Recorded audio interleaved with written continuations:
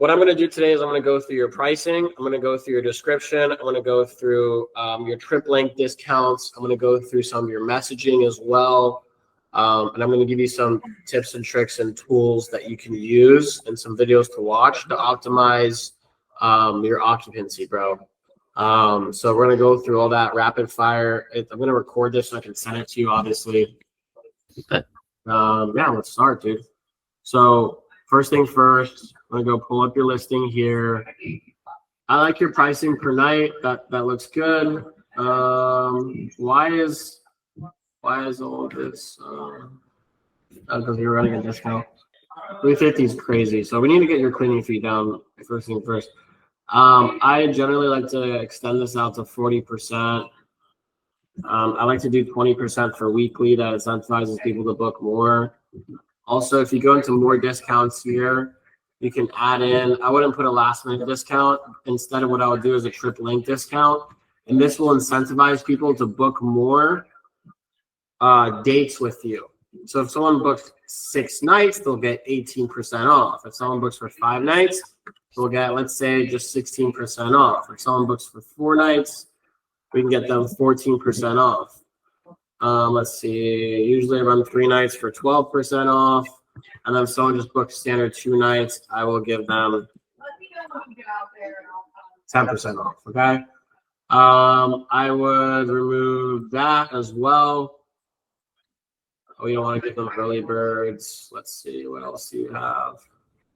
Your availability, okay? So 3-night minimum. I would change this, bro, to 1, right? This incentivizes people to book for more, like it doesn't really give them a heads up. Let's be like that. Preparation time, none, okay? This is really bad, bro, because this is hindering your bookings. This is honestly the biggest reason why you're not getting any bookings, because of your preparation time. You're telling Airbnb that you need 2 nights to prepare before the next reservation. Okay, is that true? Do you need 2 nights to prepare, or is the property clean and ready to rock right now? No, the property is ready to go right now. Okay, so your preparation time should be none, right? Because you having that on means that people can't book for today or tomorrow. The next time that people are allowed to book for is Saturday. So you're losing out on so many nights. Your listing's not even searching up in the algorithm. Okay, so turn that off. That should honestly help you get more bookings instantly, bro. Okay. Let's see, what else can we do? We need to find you a new cleaner ASAP. Okay. Yeah. So here's how you're gonna do that. How did you find this current cleaner? My family before we bought this property, we stayed in Cape Coral before, and we became friends with the Airbnb owner of the house we were staying at. She gave us her cleaning lady. Right. Fire her, get rid of her immediately. Okay, what we're gonna do, bro, is Thumbtack. Have you ever heard of Thumbtack? No, first time. Okay. So don't give me your property address, because I'm gonna record this and I'm gonna probably post it. What Thumbtack's gonna do is when you search your address, bro, it's gonna give you a bunch of different things that you can find on here, right? So you can go into like literally into the filters, house cleaning, right? House cleaning. Click on that. All right, I'm gonna put the zip code of the area. I'm gonna search it. Then it's gonna give me a bunch of cleaners, bro, like who are nearby your house, right? This person starting at $100. This person starting at 84. This person starting at $100. These are like professional companies, right? So you can literally do this, bro. You can go to view profile. Okay. You can request an estimate. All right. And when you do this, bro, you can literally just put in 4 bedrooms, 3 bathrooms, standard cleaning. You could do, you could skip that. No pets at home. And then you can do like just once, whatever. And then when do you need this job to start? Within 48 hours, it's urgent. You click next. And then you literally let them know, hey, I'm running.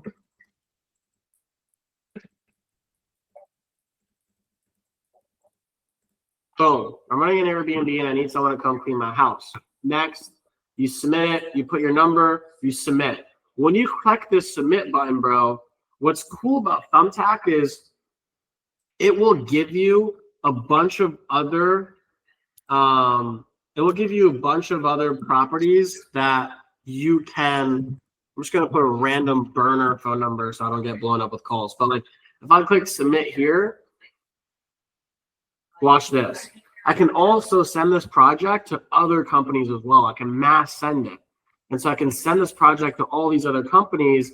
And so now you're posting essentially a job post, and you're going to have like 4 to 5 people from 4 to 5 different companies call you. Okay. Which is really, really cool because you really don't have to go out and search for people. Right.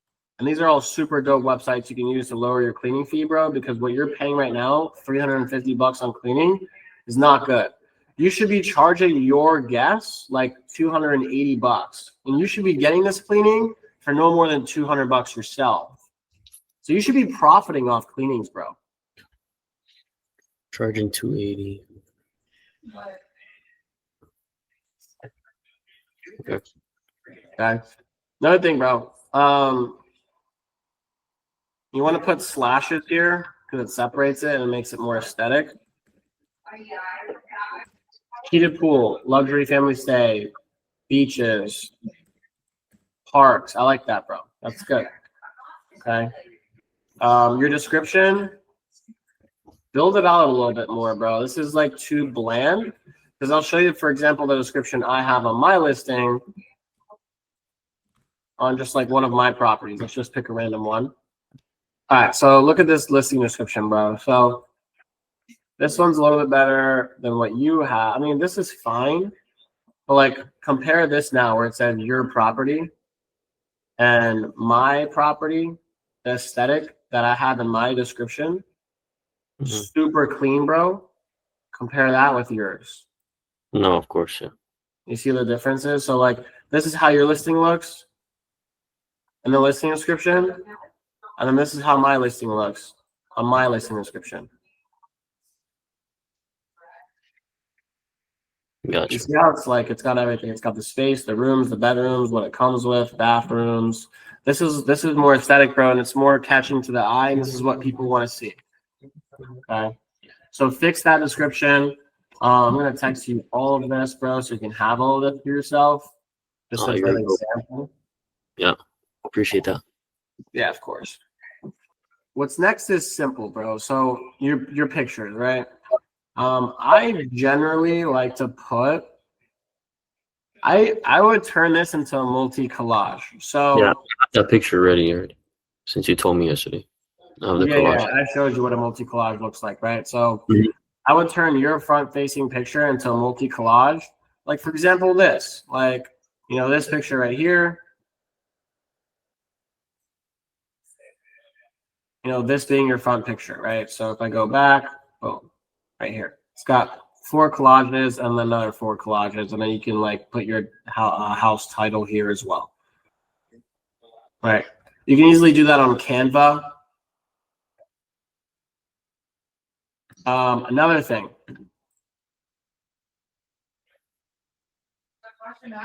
I don't think I saw your pictures being assigned. Oh, actually, never mind. They are assigned. Cool. You do have a couch that people can sleep on, though, right?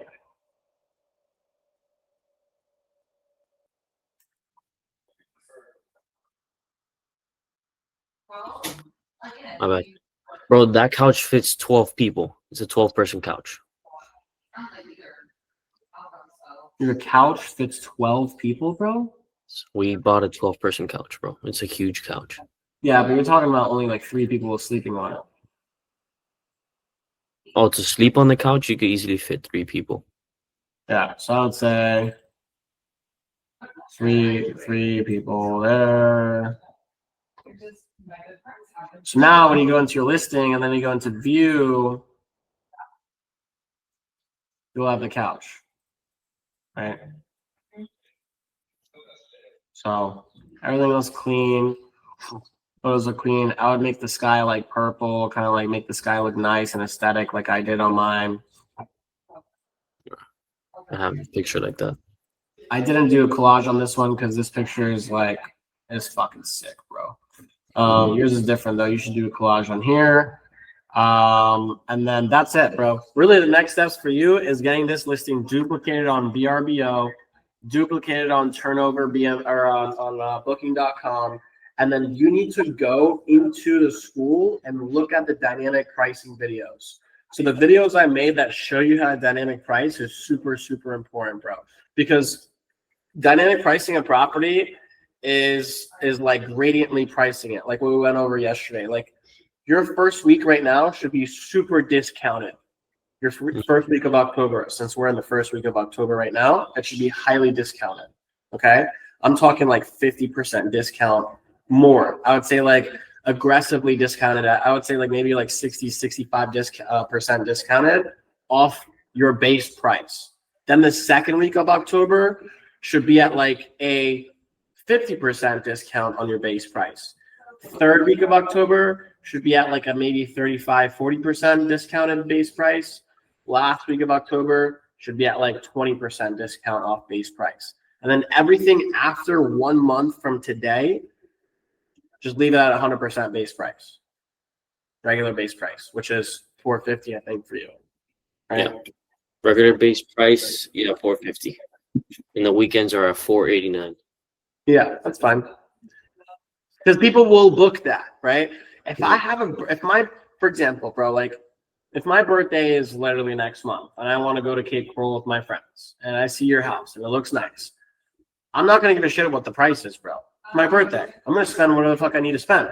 So I will be more inclined to book your property if it looks nice, right? Which it does. So I'm not going to care about the price. But if I need to go to Cape Coral right now today for a work event or somewhere to crash for the night, or I need something fast and urgent, I'm going to be looking at the cheapest option. Mm-hmm. And if it's not you, I'm going to book someone else's house. So when people book in advance, it's because they have to. They usually don't care about the price. It's because they either have an event, birthday, whatever, concert, travel, plans, whatever. They'll book it. As long as your price is within reason, bro. So look at your comps. If your comps are like pricing their property at like $600 a night, maybe you can raise it a little bit from $450. If they're pricing at like, $400, you can keep it around $450. If your comps are pricing theirs at like $300 a night for the future, and they look as nice as yours are, maybe you should discount it a little bit lower. I think $450 is fine for you. But what you should be discounting heavily and aggressively are the dates that get closer to today.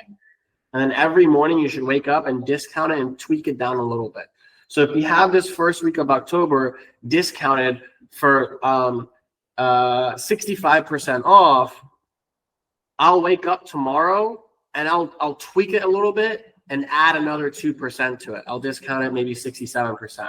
I'll wake up the next day. If it's still not booked up these dates of the week of October, I'll push the discount to like 70%. I'll keep getting more aggressive with it every single day until those dates book out.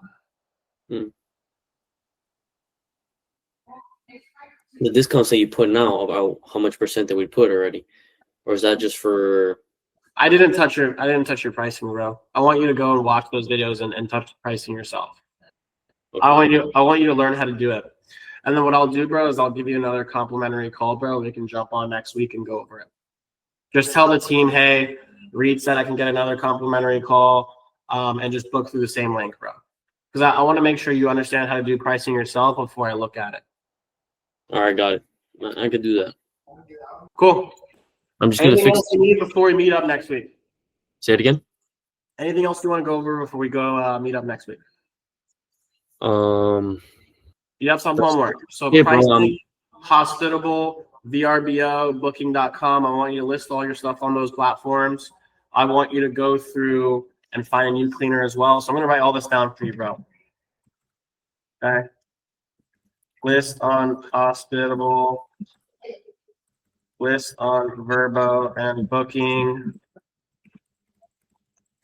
Oh, by the way, bro, I'm going to show you some messages that you should be using in your listings as well. So for all of my properties, bro, I have